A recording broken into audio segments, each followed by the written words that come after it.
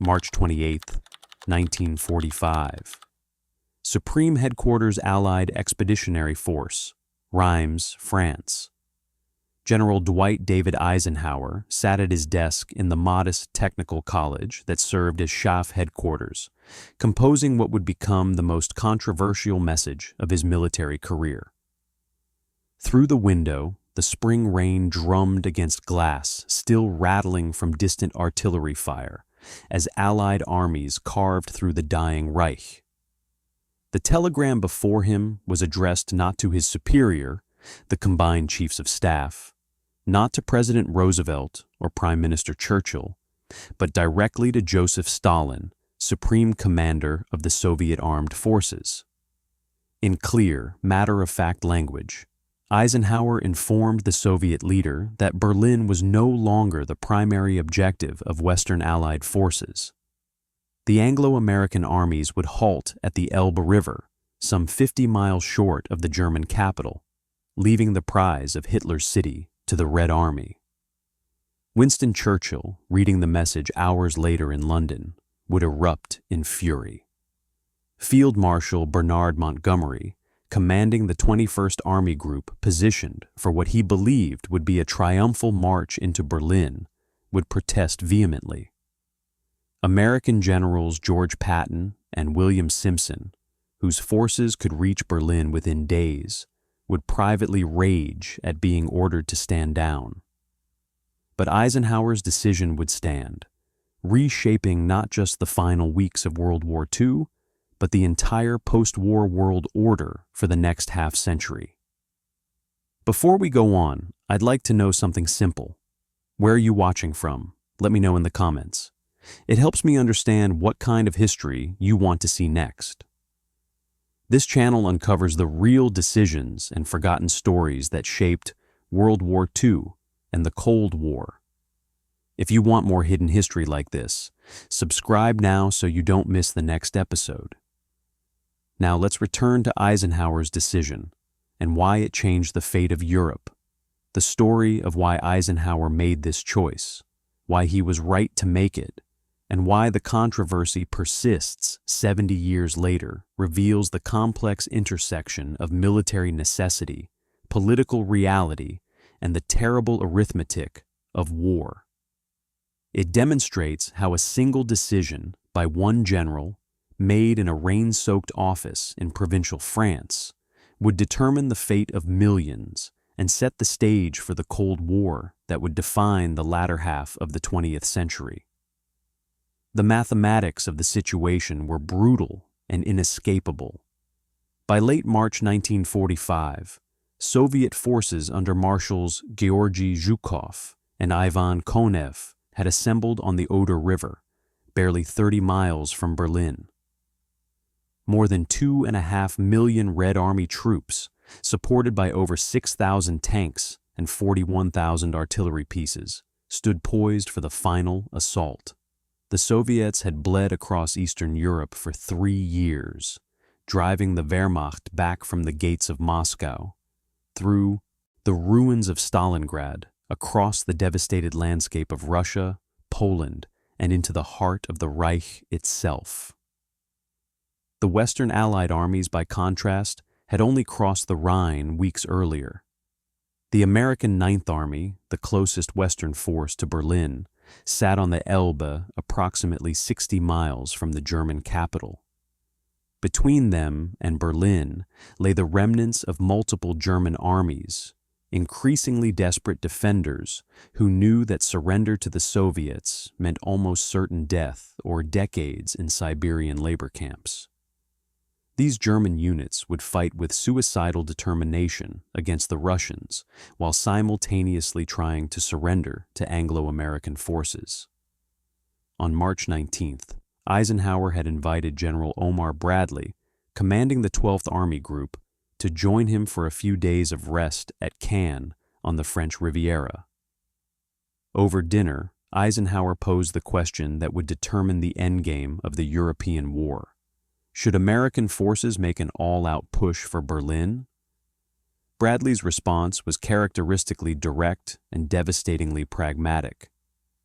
Taking Berlin would cost approximately 100,000 American casualties, he calculated. Those losses would purchase nothing more than a prestige objective that American forces would have to evacuate weeks later when the occupation zones agreed at Yalta took effect. "A pretty stiff price to pay for a prestige objective," Bradley observed, "especially when we've got to fall back and let the other fellow take over." The casualty estimate was not mere speculation. Bradley and Eisenhower understood urban warfare with a clarity born from bitter experience. The Battle of Aachen, the first German city taken by American forces, had cost over 5,000 casualties to capture a city of 165 million people. Berlin, with a population exceeding 4 million and defended by an estimated 100,000 to 200,000 troops, represented an entirely different order of magnitude. Hitler had declared the capital a fortress, and German defenders had spent months creating interlocking defensive positions throughout the city. Every building would become a bunker. Every street would channel attackers into killing zones. Every basement would hide anti-tank teams armed with Panzerfausts. The Hitler Youth, boys as young as 12, had been armed and indoctrinated to die for the fatherland. The SS would execute any soldier who showed the slightest hint of surrender. Taking Berlin would not be a battle. It would be an abattoir, a grinding house-to-house massacre that would make the fighting in Stalingrad look restrained by comparison. And for what? The zones of occupation had already been decided. At the Yalta Conference in February 1945, Roosevelt, Churchill, and Stalin had agreed to divide Germany into 4 zones controlled by American, British, French, and Soviet forces. Berlin, deep within the Soviet zone, would itself be divided into 4 sectors. These agreements had been refined over months of negotiation by the European Advisory Commission, starting as early as January 1944. The Quebec Conference in September 1944 had formalized the arrangements, and the Yalta meeting had merely ratified what was already settled policy. American forces could take Berlin, pay the blood price, plant the stars and stripes atop the Reichstag, and then withdraw westward to the agreed-upon occupation line. Every American soldier who died taking the city would have died for nothing more than a few weeks of symbolic occupation before retreating to zones already allocated. The strategic logic was irrefutable.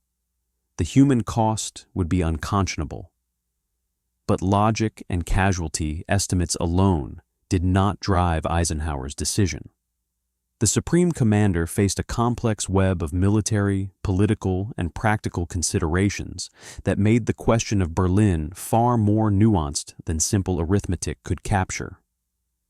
Chief among these concerns was the very real possibility of an accidental clash between advancing Allied armies that spoke different languages, used incompatible radio frequencies, and possessed a mutual distrust that bordered on paranoia. Since late 1943, Allied planners had struggled to establish clear demarcation lines and communication protocols to prevent American bombers from hitting Soviet forces or British artillery from shelling advancing Red Army units. The Soviets had repeatedly protested incidents where Allied aircraft had accidentally attacked Soviet troops or shot down Soviet planes. Soviet forces treated downed Allied airmen who landed behind Russian lines almost as prisoners of war, refusing to repatriate them promptly and denying American observers access to Soviet-controlled territory. As the armies converged on central Germany, the risks multiplied exponentially. General George Marshall, Army Chief of Staff in Washington, had sent Eisenhower an urgent message on March 26th, warning of the potential for catastrophic friendly fire incidents. Marshall referenced the armed clashes that had erupted between German and Soviet forces in Poland in 1939 until both sides accepted the Vistula River as a clear line of demarcation. Without a clearly established boundary, Marshall warned, American and Soviet columns rushing toward Berlin from opposite directions could easily mistake each other for enemy forces, triggering a firefight that could spiral into a full-scale battle. The image haunted Eisenhower. American and Soviet tanks meeting in the rubble-choked streets of Berlin, unable to communicate, jumpy from weeks of continuous combat, opening fire on each other in a fog of confusion and fear. Such an incident could destroy the fragile alliance at the very moment of victory. It could transform the triumph over Nazi Germany into the opening shots of a Third World War between former allies who possessed increasingly divergent visions of the post-war world order. Better, Eisenhower reasoned, to establish a clear, easily identifiable boundary well west of Berlin. The Elbe River provided exactly such a boundary, a broad natural barrier that both armies could recognize instantly, preventing the kind of confused meeting engagement that could have catastrophic political consequences. Let the Soviets take Berlin. Let them pay the butcher's bill. American forces would halt at a clearly defined geographic feature and wait for the Russians to come to them. Montgomery violently disagreed. The British field marshal, who had never reconciled himself to serving under an American supreme commander, saw Berlin as the ultimate validation of his strategic vision. Since the breakout from Normandy, Montgomery had advocated for a single concentrated thrust toward Berlin under his command, arguing that dispersing Allied strength across a broad front diluted offensive power and prolonged the war. Eisenhower's decision to focus on destroying German military forces rather than capturing prestige objectives represented everything Montgomery despised about American military thinking. On March 31st, Montgomery cabled his protest to Schaff headquarters. The message dripped with barely concealed contempt. He noted that his 21st Army Group stood ready to drive on Berlin, that British forces deserved the honor of capturing the Nazi capital after 6 years of war, and that relegating the British Army to an unexpectedly restricted sphere constituted a betrayal of Britain's sacrifice and contribution to Allied victory. Eisenhower's response was blunt to the point of rudeness.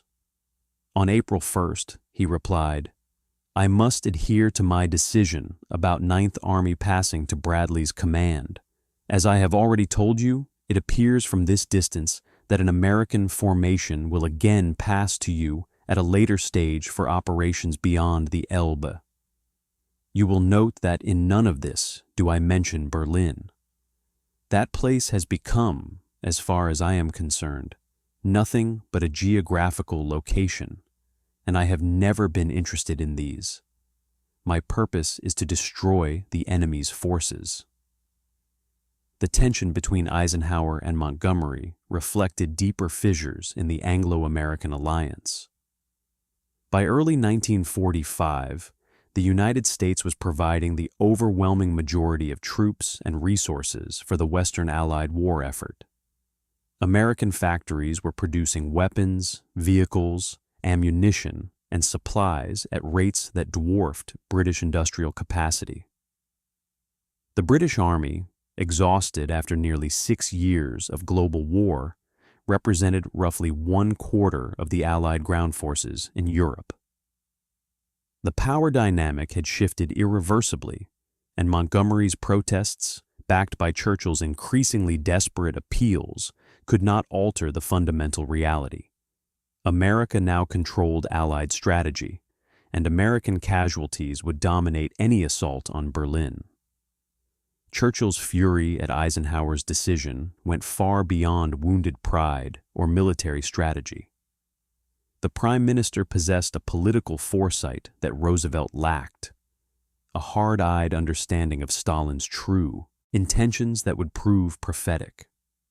Since 1943, Churchill had watched with growing alarm as Soviet forces swept across Eastern Europe, liberating nations from Nazi occupation, only to replace swastikas with hammers and sickles. He had seen Stalin install communist governments in Poland, Romania, and Bulgaria, despite promises of free elections made at Yalta. He understood that the territories occupied by the Red Army would remain under Soviet control, regardless of diplomatic agreements or moral commitments. If Anglo-American forces reached Berlin first, Churchill believed, it would demonstrate Western military power and provide leverage in post-war negotiations with Stalin. It would show that communism had not been the sole force that defeated Hitler. It would give the Western Allies a bargaining chip to trade for Soviet concessions in Eastern Europe. Most critically, it would prevent Stalin from believing that the Soviet Union alone had won the war, a conviction Churchill feared would embolden Soviet expansionism in the coming peace. On April 1st, Churchill cabled Roosevelt with barely controlled desperation. "If we deliberately leave Berlin to them, even if it should be in our grasp, the double event may strengthen their conviction, already apparent, that they have done everything. Further, I do not consider that Berlin has lost its military, and certainly not its political significance." The fall of Berlin would have a profound psychological effect on German resistance in every part of the Reich. While Berlin holds out, great masses of Germans will feel it their duty to go down fighting. Churchill's arguments fell on deaf ears. Roosevelt, seriously ill and with less than 2 weeks to live, trusted Stalin in ways that Churchill found incomprehensible. The American president believed that personal diplomacy could bind Stalin to democratic principles, that the Soviet leader could be brought into a new world order based on collective security and the United Nations. Roosevelt wanted Soviet help in the ongoing war against Japan, estimated to cost another 1 million American casualties if the invasion of the Japanese home islands became necessary. He could not afford to antagonize Stalin over a German city that would be in the Soviet occupation zone anyway. More fundamentally, Roosevelt and his advisors viewed Churchill's arguments as tainted by British imperialism. How could Britain, which denied self-determination to hundreds of millions of colonial subjects in India, Africa, and Asia, claim moral authority to demand free elections in Eastern Europe? How could the United States, which denied voting rights to millions of Black Americans in the segregated South, lecture the Soviet Union on democracy? These contradictions undercut Churchill's warnings and left him isolated in his concerns about Soviet intentions. The American military establishment stood solidly behind Eisenhower. General Marshall and the Joint Chiefs of Staff in Washington refused to second-guess their field commander. They pointed out that Eisenhower, as supreme commander on the ground in Europe, possessed information and perspective that distant politicians could not match. They noted that his communication with Stalin was entirely appropriate given Stalin's role as supreme commander of Soviet forces. They emphasized that concentrating Allied efforts on destroying German military capability rather than racing for prestige objectives represented sound military doctrine. Eisenhower's broader strategic plan reinforced his decision to bypass Berlin. Intelligence reports, later proven completely false, suggested that hardcore Nazis were preparing a national redoubt in the Bavarian Alps, a fortified mountain stronghold where Hitler and the SS would make a last stand that could prolong the war for months. Rather than get bogged down in urban combat for Berlin, Eisenhower redirected American forces southward to eliminate this supposed threat and to cut off German forces in southern Germany and Austria before they could retreat to the Alpine fortress. The intelligence was wrong. There was no national redoubt except in the fever dreams of Nazi propaganda. but the possibility seemed real enough in March 1945 to justify strategic decisions based on preventing it. Similarly, concerns about German forces in Norway, Denmark, and northern Germany influenced Eisenhower's decision to allow Montgomery to advance northward toward the Baltic, rather than eastward toward Berlin, securing the Jutland Peninsula and preventing Soviet forces from occupying Denmark. These decisions reflected Eisenhower's understanding of his mission as he interpreted it: destroy German armed forces, end the war as quickly as possible with minimum Allied casualties, and avoid political complications with the Soviet ally. Berlin, in this framework, was militarily irrelevant. The German government was already evacuating the city. The Reich ministries had relocated to safer locations. Hitler was almost certainly preparing to flee to his mountain retreat at Berchtesgaden. Capturing a bombed-out hulk of a city that would have to be handed over to the Soviets weeks later made no military sense. The tragedy was that Eisenhower was simultaneously completely right and profoundly wrong. He was right about the military arithmetic. He was right about the casualty estimates. He was right that the occupation zones had already been decided and that American forces would have to withdraw from Berlin regardless of who captured it. He was right to avoid an accidental clash with Soviet forces. He was right that his mission was military victory, not political positioning for the post-war world. But he was wrong to believe that military considerations existed in a vacuum separate from political realities. He was wrong to think that Stalin would honor agreements made at Yalta about free elections in Eastern Europe. He was wrong to dismiss Berlin's symbolic and political significance. He was wrong to trust that post-war cooperation with the Soviet Union would be possible regardless of how the war ended. And he was catastrophically wrong in failing to understand that the lines drawn by advancing armies in the final weeks of war would determine the political map of Europe for the next half-century.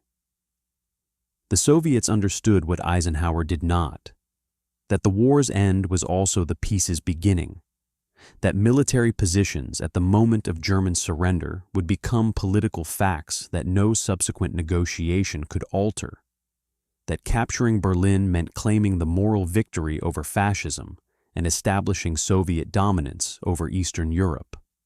Stalin set Marshals Zhukov and Konev in a deliberate race for Berlin, pitting them against each other to ensure maximum speed and effort. The cost in Soviet lives was irrelevant compared to the political prize. On April 15th, Eisenhower issued the final order. All Allied armies were to halt when they reached the Elbe and Mulde rivers.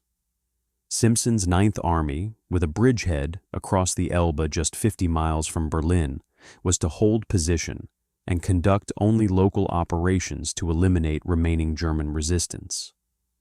The race for Berlin was over before it truly began. The Western Allies had voluntarily removed themselves from the competition. The next day, April 16th, the Soviet Union launched its final offensive. 1 million artillery shells, one of the largest barrages in history, obliterated German positions west of the Oder River. 2.5 million Soviet troops began their advance. The Battle of Berlin had begun, and it would unfold exactly as Bradley had predicted an American assault would, as a meat grinder of urban combat that consumed lives by the tens of thousands. The Battle of Seelow Heights, the last defensive line before Berlin, cost the Red Army over 30,000 casualties in 4 days of fighting. Over 700 Soviet tanks and self-propelled guns were destroyed, breaching defenses that the Germans had spent months perfecting. When Soviet forces finally broke through and reached Berlin on April 21st, they found a city transformed into a death trap where every building became a fortress, every subway tunnel a defensive position, every basement a bunker. The fighting consumed nearly 2 more weeks. Soviet tank columns, advancing without adequate infantry support, were systematically destroyed by Panzerfaust teams hiding in rubble. German defenders, many of them teenagers and old men of the Volkssturm militia, mixed with hardcore SS fanatics, fought with the desperation of men who had nothing left to lose. Hitler Youth members, some as young as 12, knocked out Soviet tanks with weapons they barely knew how to use, dying in flames alongside veteran soldiers 3 times their age. The Soviets responded with overwhelming firepower, turning entire city blocks into moonscapes of pulverized brick and twisted steel. Artillery bombardments that would have been reserved for major fortifications were directed at single buildings suspected of harboring snipers. Katyusha rockets erased entire neighborhoods. The civilian cost was catastrophic. Over 100,000 Berlin residents died in the battle, some in the fighting, many by suicide, others murdered by Soviet soldiers seeking revenge for the horrors the Wehrmacht had inflicted on Soviet territory. By May 2, 1945, when the Berlin garrison finally surrendered, the human cost of the battle had reached levels that vindicated Bradley's casualty estimates.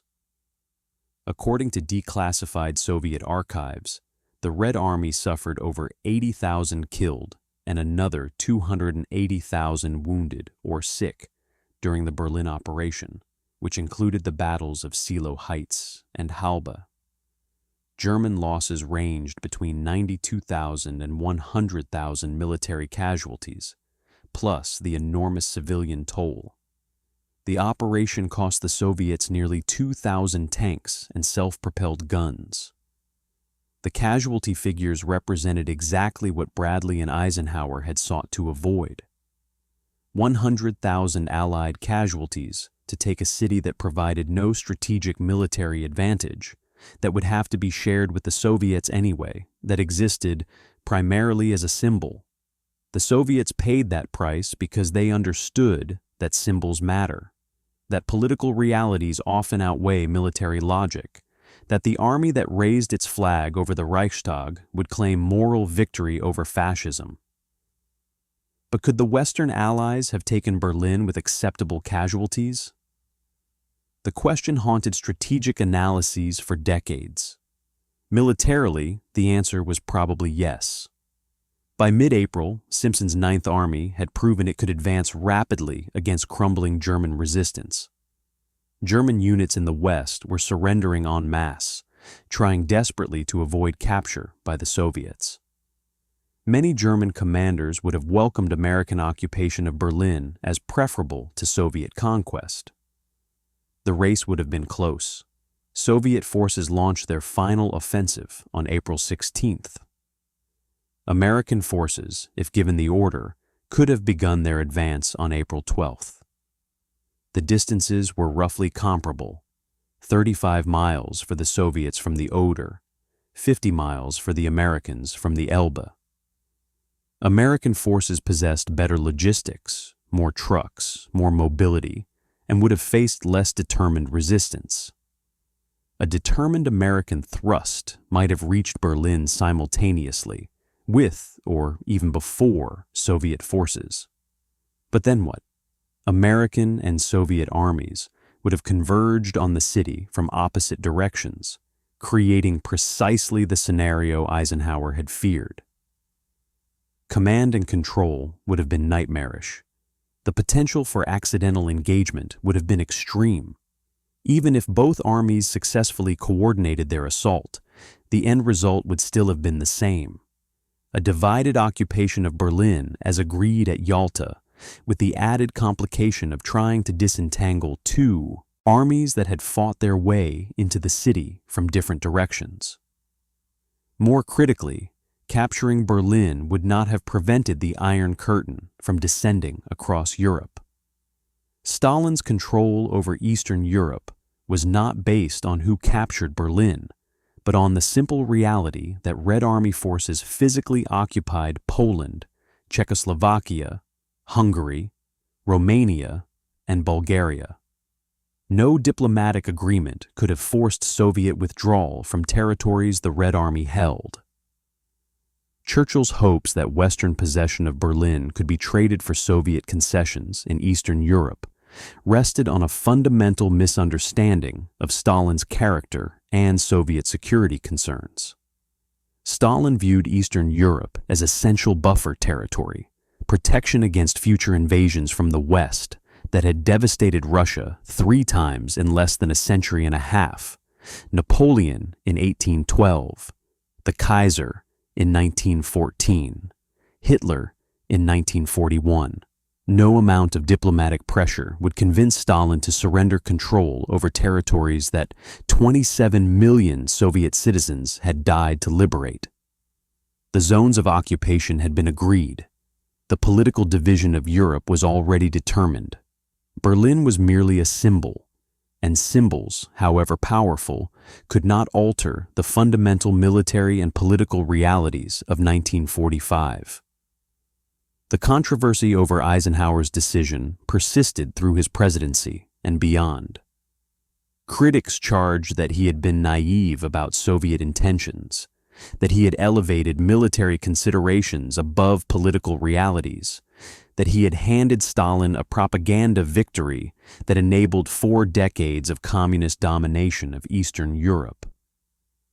Some conspiracy theories even suggested that Eisenhower had deliberately collaborated with the Soviets to prevent American capture of German nuclear scientists and technology, though these claims were thoroughly debunked. The defenders of Eisenhower's decision pointed to the casualty estimates, the occupation zone agreements, the need to avoid friendly fire incidents, and the fundamental military logic of destroying German armed forces rather than racing for prestige objectives. They noted that the major myth about Berlin, that if Americans had captured the city, they would have held it and prevented its division, ignored the binding agreements already in place. Berlin would have been divided into 4 occupation sectors, regardless of who took it. The only variable was how many Allied soldiers would die in the taking. Perhaps the most telling validation of Eisenhower's decision came from the Soviets themselves. In a late 1945 interview, a captured German intelligence officer reported that Soviet military analyses of the Berlin operation concluded that Western Allied forces could have reached the city first if they had made the attempt. But Soviet planners also concluded that American and British forces would never have accepted the casualty rates necessary to take a heavily defended city, that Western democracies could not sustain domestic political support for losses on the scale the Red Army routinely accepted. The Soviets were probably right. American public opinion would not have tolerated 100,000 casualties to capture a city that held no military value and would be shared with the Soviets anyway. The American political system, for all its strengths, could not have sustained the kind of brutal, attritional warfare that Soviet forces conducted as standard practice. The Red Army treated soldiers as expendable resources in ways that democratic armies simply could not. This was both a weakness and a strength. A weakness in that it revealed totalitarian disregard for human life. A strength in that it enabled military operations that democracies found morally and politically impossible. The final irony of the Berlin decision emerged in the decades that followed. The Cold War, the division of Germany, the Berlin blockade, the construction of the Berlin Wall. None of these would have been prevented if American forces had captured Berlin in April 1945. The fundamental conflict between Soviet totalitarianism and Western democracy would have emerged regardless. The division of Europe was not determined by the Battle of Berlin, but by the Yalta and Potsdam agreements, by Soviet occupation of Eastern Europe, by the incompatible visions of the post-war world held by Stalin and the Western leaders. Eisenhower made his decision based on military logic, casualty estimates, and a desire to end the war as quickly as possible with minimum loss of American life. These were the correct priorities for a military commander in April 1945. The failure was not Eisenhower's, but Roosevelt's. A failure to understand Stalin's true intentions, to believe that personal diplomacy could overcome ideological conflict, to trust that agreements made at Yalta would be honored in practice. When Eisenhower met with Allied leaders at Potsdam in July 1945, 2 months after Germany's surrender, he witnessed firsthand the deterioration of the wartime alliance. Churchill, or rather Clement Attlee, who replaced Churchill mid-conference after Labour's victory in British elections, pressed for firm commitments on free elections in Eastern Europe. Stalin deflected, obfuscated, and ultimately ignored requests to honor the Yalta agreements. The territories occupied by Soviet forces would remain Soviet-dominated. The agreements meant nothing. In his memoirs, written years later, Eisenhower defended his decision with characteristic directness. Berlin itself is no longer a particularly important objective. Its usefulness to the German has been largely destroyed, and even his government is preparing to move to another area. What is now important is to gather up our forces for a single drive, and this will more quickly bring about the fall of Berlin, the relief of Norway, and the acquisition of the shipping and the Swedish ports than will the scattering around of our effort. The explanation was militarily sound and politically naive. Berlin's importance was never primarily military. It was symbolic, psychological, political, and in the emerging Cold War, these dimensions mattered more than Eisenhower had realized in March 1945. But even with perfect foresight, even knowing everything that would unfold over the next 45 years of Cold War, it is difficult to argue that Eisenhower should have made a different decision. The cost in American lives would have been real and immediate. The political benefit would have been speculative and uncertain. The occupation zone agreements were already in place. The division of Europe was already determined by the geographic positions of Allied armies at the moment of German surrender. Capturing Berlin might have provided a propaganda victory, but it would not have altered the fundamental power realities that shaped the post-war world. Modern historians, with decades of hindsight and access to Soviet archives, generally conclude that Eisenhower's decision was militarily correct but politically short-sighted. He saved American lives that would have been spent for no clear strategic gain. But he also failed to understand that wars end in politics, that the final positions of armies determine the initial positions of the subsequent peace, that sometimes symbols matter more than strategy. The ultimate lesson of Eisenhower's decision to let the Soviets take Berlin is that military and political considerations cannot be separated, that generals and politicians must work in concert rather than in isolation, that the transition from war to peace is the most critical phase of any conflict. Eisenhower was a brilliant military commander who understood logistics, combined arms warfare, and alliance management. But he was not a politician, and he did not fully grasp that the end of the shooting was also the beginning of the maneuvering for post-war position. The Soviets understood this. Stalin viewed the final offensives of the war through a political lens, seeing every captured city and occupied territory as a negotiating position for the peace to come. Western leaders, particularly Roosevelt, failed to match this political sophistication, believing that wartime cooperation would naturally extend into peacetime partnership.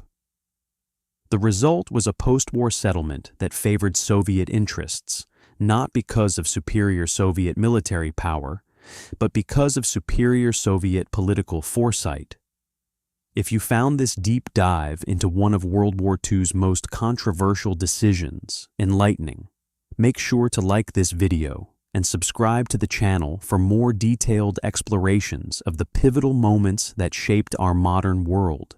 The decisions made in those final weeks of war in Europe continue to influence global politics today, and understanding them helps us comprehend the world we inherited from the generation that fought and won the Second World War.